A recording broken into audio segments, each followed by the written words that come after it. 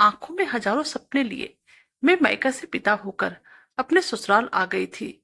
और आज मेरी सुहागरात थी और मैं अपने पति का बेसब्री से इंतजार कर रही थी। बार बार घड़ी की तरफ देख रही थी, लेकिन अभी तक वो कमरे में नहीं आए थे। और फिर इंतजार करते करते कब सुबह हो गई मुझे पता भी नहीं चला। मैंने तो अभी तक अपने पति को सही से देखा भी नहीं था। शादी के वक्त उनके चेहरे पर सेहरा लगा हुआ था और मैं घूंघट ओढ़कर दुल्हन बनी बैठी हुई थी। मैंने अपनी नजर नीचे करके रखी थी। जिस वक्त मेरा रिश्ता तय हुआ था उस वक्त मेरे गांव में मुझे देखने के लिए सिर्फ मेरी सासू माँ ही आई थी। यानी कि मेरी सासू माँ ने ही मुझे देखकर पसंद किया था। और इस तरह मेरे पति ने मुझे शादी से पहले भी कर नहीं देखा था। और आज रात पति का इंतजार करते करते जब सुबह हो गई तो अचानक से मैंने देखा कि मेरे पति मनोज बाथरूम में फ्रेश होने के लिए जा रहे थे। लेकिन उनकी नजर मुझ पर एक जरा भी नहीं थी। उन्होंने मुझे नजर उठाकर भी नहीं देखा था। मुझे समझ में नहीं आ रहा था कि आखिर उन्होंने मेरे साथ ऐसा क्यों किया और मुझसे कौन सी गलती हो गई जो मुझे इतनी बड़ी सजा मिल रही थी। मैं बहुत ज्यादा हैरान थी। आखिर उन्हें क्या हुआ, वो मेरे साथ ऐसा क्यों कर रहे थे।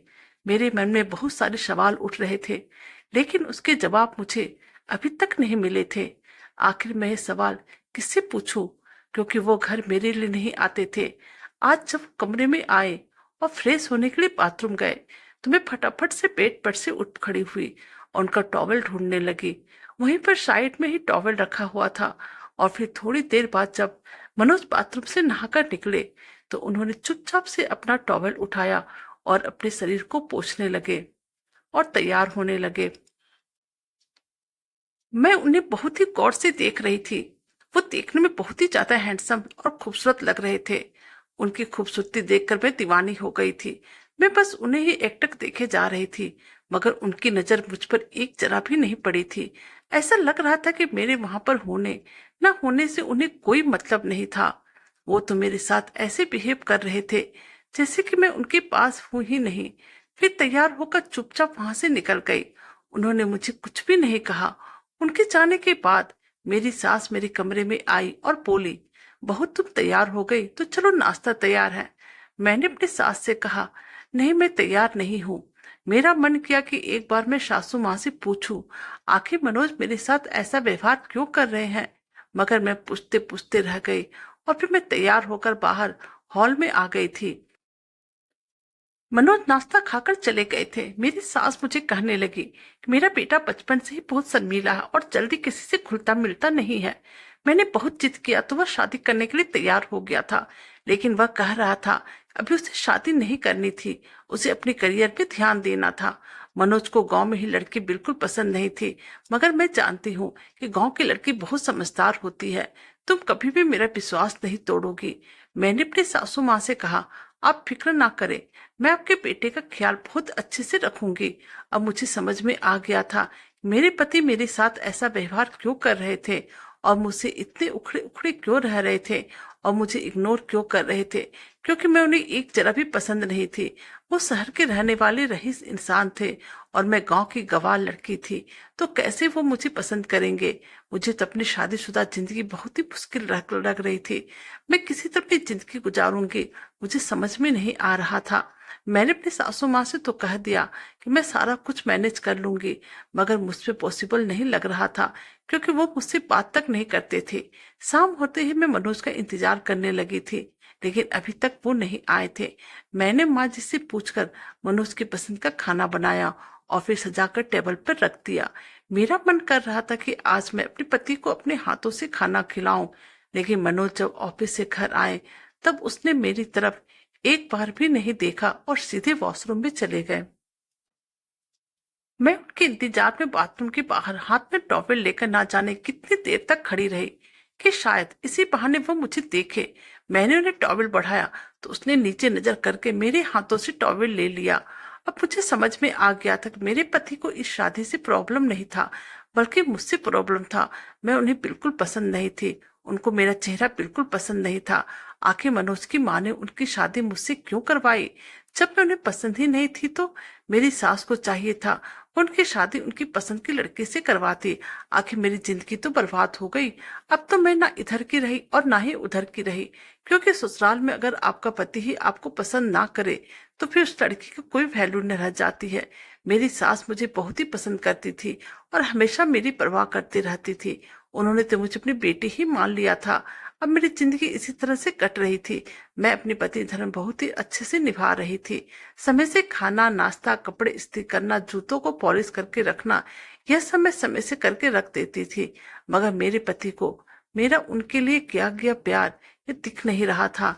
रात में जैसे ही वो आते, खाना खाकर सीधा अपने दोस्त के यहाँ चले जाते थे और सुबह में ही घर आते थे। मैं अपनी सासू माँ को यह बात बताना चाहती थी, मगर बता न सकी थी। कहीं मेरे कारण मनोज अपने माँ बाप पर गुस्सा न कर दे। अभी शादी को कुछ ही दिन हुए थे, मगर ऐसा लग रहा था वर्षों से मैं इसी घर में रहती हूँ। एक दिन जब मैं सुबह सोकर उठी तो देखती हूँ कि घर में साफ सफाई चल रही थी। सारे नौकर चाकर अपने अपने काम में लगे हुए थे। आज जबकि संडे भी नहीं था, फिर क्यों इतनी साफ सफाई हो रही थी? मुझे कुछ समझ में नहीं आया।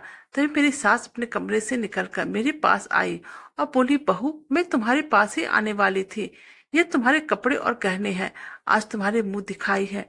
मैं तो भूल ही चुकी थी कि मेरी नई नई बहू शादी हुई है और मेरे मुंह दिखाई अभी बाकी है। मेरी सास हर हाल में रिश्ते को बचा कर रखना चाहती थी और मैं भी रिश्ता किसी भी हाल में तोड़ना नहीं चाहती थी। मगर जब सामने वाला रिश्ता निभाने के लिए तैयार ही नहीं होगा तो मैं कैसे इस अकेले रिश्ते को निभाऊंगी? शादी दो दो लोगों के दिल के बीच में होती है, और जब तक दोनों इस रिश्ते के लिए तैयार ना हो तब तक इस शादी का कोई मायने नहीं रह जाता है। अब मैं तैयार होकर हॉल में आकर बैठ गई थी। मेहमान भी आ चुके थे, मगर मेरे पति मनोज का कोई अता पता नहीं था। मेरी मुंह दिखाई की रस्में आज मुझे अकेले ही करने पड़े थे। सारे लोग आकर मुझे देख कर चले गए। तब जाकर मनोज आए और आकर सीधा वॉशरूम में चले गए। मैं भी कमरे में आकर सो गई। अब मुझे हर रात मनोज का अपने दोस्त के यहाँ जाकर सोना कुछ ठीक नहीं लग रहा था। मेरे मन में बहुत सारे सवाल उठने लगे थे। फिर अगली सुबह जब मैं सोकर उठी, मनोज तैयार होकर माँ के पास गए और बोले, आज मैंने अपने दोस्त के घर पर बुलाया है, एक छोटी सी पार्टी रखी है। आप घर को अच्छे से साफ सफाई करवा दे। आगे का इंतजाम मैं कर चुका हूँ और मेरी गंवार पत्नी को आप इस पार्टी से दूर ही रखना। मैं नहीं चाहता हूँ कि दोस्त के सामने मेरी पत्नी आए और मेरा मजाक बने। मैं भी ऑफिस जा रहा हूँ, शाम को 5 बजे तक आ जाऊंगा। मैं उनकी बात सुन चुकी थी और अब मैं बिल्कुल बर्दाश्त नहीं कर सकती थी। बार बार अपना अपमान मैं कैसे बर्दाश्त करूं? आखिर बर्दाश्त करने की भी सीमा होती है। अब मैंने अपने मायके जाने की तैयारी कर ली थी और अपना सामान पैक कर लिया था। अभी मैं अपने मायके जाने ही वाली थी, तभी मेरी सास ने मुझे कहा, बहू मनोज की बात को दिल पर मत लगाओ, तुम अपना सामान रखो और मेरे साथ चलो। मेरी सास मुझे ब्यूटी पार्लर लेकर आ गई और फिर उन्होंने पार्लर वालों को कुछ समझाया। करीब 2 घंटे बाद पार्लर वाली ने मुझे बहुत ही अच्छी तरह से तैयार किया और अब जब मैं अपने आप को आईने में देखा, मैं खुद को पहचान ही नहीं पाई। उसने मुझे पूरी तरह से चेंज कर दिया था। मेरी सास ने मुझसे कहा, तुम अब बिल्कुल मेरी बहू लग रही हो और मुझे तो तुम पहले भी पसंद थी, मगर मेरे बेटे को तो पसंद नहीं थी, इसलिए मैं तुम्हें यहाँ पर लेकर आई। मैं कुछ ना बोली। फिर मेरी सास बोली कि चलो अब घर चलते हैं, क्योंकि शाम होने वाली है और मनोज के घर आने के वक्त हो गया है। घर आने के बाद मेरी सास ने मुझे कहा, तुम अभी अपने कमरे में ही रहना और बाहर मत निकलना जब तक मैं तुम्हें ना कहूं, क्योंकि मुझे मनोज को सरप्राइज देना है। मैं अपने कमरे में ही बैठी रही। फिर शाम की पार्टी चालू हुई। मैं थोड़ी देर बाद मेरी सास कमरे में आई और मुझे उस पार्टी में ले गई। मैंने देखा उनके बहुत सारे दोस्त आए हुए थे। मेरी सास ने सभी से मेरा परिचय करवाया और कहा, यह मनोज की पत्नी है। मनोज के सारे दोस्त ने मुझसे अच्छे से बात किया, लेकिन उनकी एक दोस्त की नजर मुझ पर अच्छी नहीं लगी। पता नहीं वह क्यों मुझे अजीब नजरों से देख रहा था। पार्टी में जहां भी जा रही थी वह मेरा पीछा कर रहा था, लेकिन आज मनोज की नजर भी मुझ पर ही थी। वो बार बार देख रहे थे, लेकिन कुछ कह नहीं रहे थे। फिर मनोज के दोस्त ने मुझे कोल्ड ड्रिंक पीने के लिए दिया, लेकिन मैंने उन्हें मना कर दिया। लेकिन फिर थोड़ी देर बाद मैंने मनोज के दोस्त के हाथों में कोल्ड ड्रिंक लेकर पी ली, क्योंकि मुझे लगा कि कोल्ड ड्रिंक नहीं पीने के कारण मनोज को कहीं बुरा न लग जाए। इसलिए मैंने वह कोल्ड ड्रिंक पी ली। परंतु थोड़ी देर बाद ही मेरी तबीयत खराब होने लगी और मुझे चक्कर से आने लगे। मैं अपने कमरे में आराम करने के लिए चली गई। मैं अपने होश में नहीं थी। न जाने अचानक से मुझे क्या हो गया था। मुझे समझ में नहीं आ रहा था। अपने कमरे में आने के बाद मैं जैसे अपना कमरा बंद कर रही थी, मैंने देखा मनोज के दोस्त जबरदस्ती मेरे कमरे में घुस रहे थे। मैंने बहुत कोशिश की उन्हें कमरे से निकालने की, मगर वह जाने का नाम ही नहीं ले रहा था। मैंने जैसे तैसे करके खुद को संभाला। उनके दोस्त को एक जोरदार थप्पड़ मारकर मैं जोर जोर से चिल्लाने लगी, मगर किसी ने मेरी आवाज नहीं सुनी। मैं फिर दूसरी बार कोशिश की और जोर से चिल्लाई। तीसरी बार मैं जैसे चिल्लाने लगी, उनके दोस्त ने मेरे मुंह पे हाथ रख दिया। अब मैं छटपटाने छटपटाने लगी और जोर जोर से दरवाजा पीटने लगी कि शायद मनोज के कान में मेरी आवाज पहुंच जाए। और ऐसा ही हुआ। जैसे ही मनोज ने मेरी आवाज सुनी, वह दौड़ते हुए कमरे में आया। लेकिन उन्हें देखते ही उनके दोस्त कहने लगे, यार तेरी बीवी जबरदस्ती मुझे खींचकर कमरे में लेकर आई है। तेरी पत्नी की चाल चलन ठीक नहीं है। तुम्हारी पत्नी एक नंबर की चालू चीज है। यह सब सुनते ही मनोज ने मुझे वहां से हटाया और अपने दोस्त को दो थप्पड़ जोड़कर लगा दिया और उसे कहा, तुम इसी वक्त मेरे घर से निकल जाओ, नहीं तो तुम सोच में नहीं सकते कि मैं तुम्हारा क्या हर्ष करूंगा। ये लड़की गांव के गवार जरूर है, मगर चरित्रहीन नहीं है। और मुझे पता है कि तुम कैसे मर्द हो, क्योंकि मैं तुम्हें पहले से ही जानता हूं। अगर तुम नहीं जाओगे, मैं पुलिस को बुला लूंगा। फिर उनका दोस्त वहां से चला गया। मनोज ने मुझसे कहा, तुम्हें क्या जरूरत थी खुद को इस तरह बनाने की? जैसे हो वैसे ही रहो। यह कहकर मनोज वहां से चला गया। मेरी सास ने जो मुझसे कहा था, शायद वही सही था। मनोज दिल का बुरा नहीं था, उसका मन बिल्कुल साफ था। रात में पार्टी खत्म हो गई। सब अपने अपने घर जा चुके थे। अब चारों तरफ सन्नाटा था। मनोज अपने दोस्त के यहाँ जाने के लिए तैयार हो रहे थे। तो आज मैंने सोचा कि मैं भी इनके पीछा करके देखती हूँ, आखिर ये अपने दोस्त के घर पर जाकर क्या करते हैं। यह सोचकर मैं मनोज के पीछे पीछे निकल पड़ी और उनका छुपाकर पीछा करने लगी। मैंने देखा कि थोड़ी दूर चलने के बाद मनोज एक घर के अंदर चला गया। उस घर में अंदर से कुछ आवाज आ रही थी और मैं दरवाजे के बाहर ही खड़ी होकर वह आवाज सुन रही थी। वो किसी से कह रहे थे कि मैं तुम्हारा बिना नहीं रह सकता हूँ। असल में मनोज के लड़की के बारे में हमेशा से बात करते थे। वह लड़की भी वहीं पर मौजूद थी और अब मुझे बर्दाश्त नहीं हुआ और मैं घर के अंदर चली गई। मनोज अपने हाथों में बड़ी सी तस्वीर लिए हुए थे।